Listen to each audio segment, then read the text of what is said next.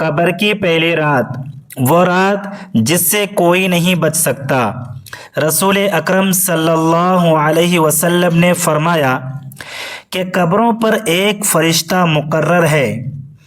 جب میت کو دفن کر دیا جاتا ہے اور لوگ واپس جانے لگتے ہیں تو وہ فرشتہ قبر سے ایک مٹھی مٹی لے کر لوگوں پر پھینکتا ہے اور کہتا ہے، بسم اللہ الرحمن الرحیم، اپنی دنیا کی طرف واپس چلے جاؤ اور اپنے مرنے والے کو بھول جاؤ۔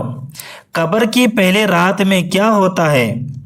حضرت علی رضی اللہ تعالی عنہ فرماتے ہیں کہ میں نے رسول اکرم صلی اللہ علیہ وسلم کو فرماتے ہوئے سنا کہ انسان کی سب سے مشکل رات قبر کی پہلی رات ہوتی ہے، کیونکہ اس کے دوست، احباب، رشتہ دار اور اولاد اسے دفنا کر واپس چلے جاتے ہیں اور وہ انسان قبر میں اکیلا رہ جاتا ہے۔ وہ چیختا ہے، روتا ہے، پکار کر کہتا ہے، مجھے چھوڑ کر نہ جاؤ، مگر افسوس اس کی آواز کوئی نہیں سن پاتا۔ قبرستان میں ہر کوئی اپنے حال میں اکیلا رہ جاتا ہے۔ تب اس کا سامنا ان فرشتوں سے ہوتا ہے جو اس کے اعمال کی صورت میں اس کے سامنے آتے ہیں۔ اب وہ اعمال اچھے ہوں یا برے، اس کا فیصلہ اسی وقت ہوتا ہے۔ فرشتے اس سے اس کی زندگی کے بارے میں سوالات کرتے ہیں اور ان سوالوں کے جوابات اس کے دنیاوی اعمال میں ہی چھپے ہوتے ہیں۔ رسول اکرم صلی اللہ علیہ وسلم نے فرمایا، قبرستان جایا کرو کیونکہ قبرستان موت کو یاد دلاتے ہیں۔ آپ صلی اللہ علیہ وسلم نے فرمایا، میں نے اپنے رب سے اپنی والدہ کی قبر پر جانے کی اجازت مانگی، مجھے اجازت ملی، لہٰذا تم بھی قبرستان جایا کرو۔ اس سے دنیا کی محبت کم اور آخرت کی یاد بڑھتی ہے۔ حضرت سیدنا سعید بن مسیب رضی اللہ تعالی عنہ فرماتے ہیں، ہم ایک دن حضرت علی کرم اللہ وجہ الکریم کے ساتھ مدینہ کے قبرستان گئے۔ حضرت علی رضی اللہ تعالی عنہ نے قبر والوں کو سلام کیا اور فرمایا، اے قبر والو، تم اپنا حال سناؤ گے یا ہم تمہیں سنائیں؟ قبر سے آواز آئی، وعلیکم السلام ورحمۃ اللہ وبرکاتہ۔ اور ایک قبر سے آواز آئی، اے امیر المؤمنین، ہمیں بتائیے دنیا میں ہمارے بعد کیا ہوا؟ حضرت علی رضی اللہ تعالی عنہ نے فرمایا، تمہارے مال تقسیم ہو گئے، تمہاری بیویاں دوسرے نکاح میں چلی گئی، تمہاری اولاد یتیموں میں شامل ہو گئی اور تمہارے گھر میں اب تمہارے دشمن آباد ہیں، اب تم اپنا حال سناؤ۔ قبر سے آواز آئی، ہمارے کفن پھٹ گئے، ہمارے بال جھڑ گئے، ہماری کھالیں ٹکڑے ٹکڑے ہو گئیں، ہم نے جو نیک اعمال کیے تھے وہی ہمارے کام آئے اور جو دنیا میں چھوڑا اس میں نقصان ہوا۔ جب مردے کو قبر میں رکھا جاتا ہے تو اس کے اعمال اس کے ارد گرد جمع ہو جاتے ہیں۔ نماز اس کے دائیں جانب، روزہ بائیں جانب، قرآن و ذکر الہی سراہنے اور جماعت کی نماز کے قدم پاؤں کی طرف کھڑے ہو جاتے ہیں۔ جب عذاب قبر اپنی گردن نکالتا ہے تو نماز کہتی ہے، پیچھے ہٹ جا، یہ بندہ ابھی آرام کر رہا ہے۔ پھر روزہ کہتا ہے، یہ میرا روزہ دار ہے، اسے چھوڑ دے۔ پھر قرآن اور ذکر الہی دیوار بن کر کھڑے ہو جاتے ہیں۔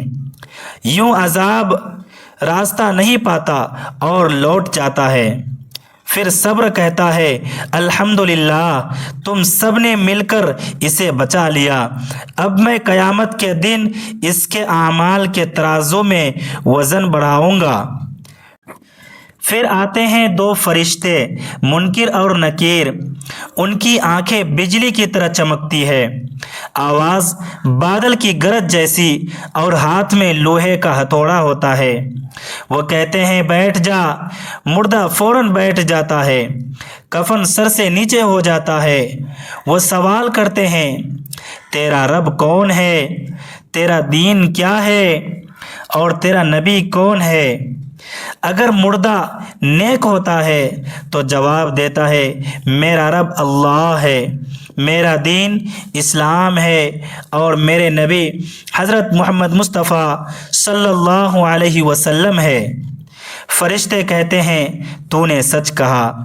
پھر اس کی قبر کو وسیع کر دی جاتی ہے، اسے جنت کا دروازہ دکھایا جاتا ہے اور کہا جاتا ہے یہ تیرا ٹھکانہ ہے، کیونکہ تو اللہ کا فرما بردار تھا۔ اس کے بعد قبر میں جنت کی ہوا اور خوشبو آتی رہتی ہے اور وہ قیامت تک راحت میں رہتا ہے، مگر نافرمان بندے کا انجام مختلف ہوتا ہے۔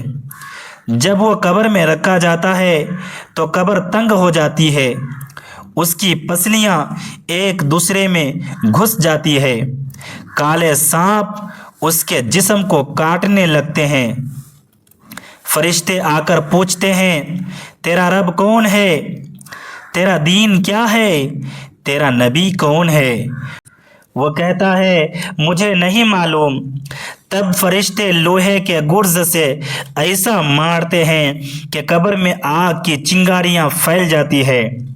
پھر اسے جہنم کا دروازہ دکھایا جاتا ہے اور کہا جاتا ہے یہ تیرا ٹھکانہ ہے، کیونکہ تو اللہ تبارک و تعالیٰ کا نافرمان تھا۔ پھر اس کی قبر میں جہنم کے 70 دروازے کھول دیے جاتے ہیں، جہاں سے گرم ہوا اور دھواں آتا رہتا ہے۔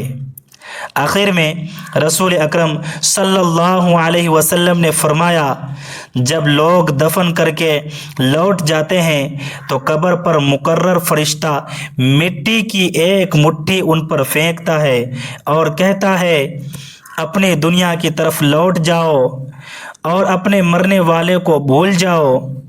اللہ تبارک و تعالی ہمیں نیک اعمال کرنے کی توفیق عطا فرمائے، ایمان پر خاتمہ نصیب فرمائے، آمین یا رب العالمین۔ ناظرین کمنٹ میں اللہ تبارک و تعالیٰ کے 99 ناموں میں سے ایک نام ضرور لکھیں۔ ویڈیو اچھی لگے تو لائک کریں اور چینل کو سبسکرائب کرنا نہ بھولیں۔ اگلے ویڈیو تک کے لیے اجازت دیجیے۔ خدا حافظ۔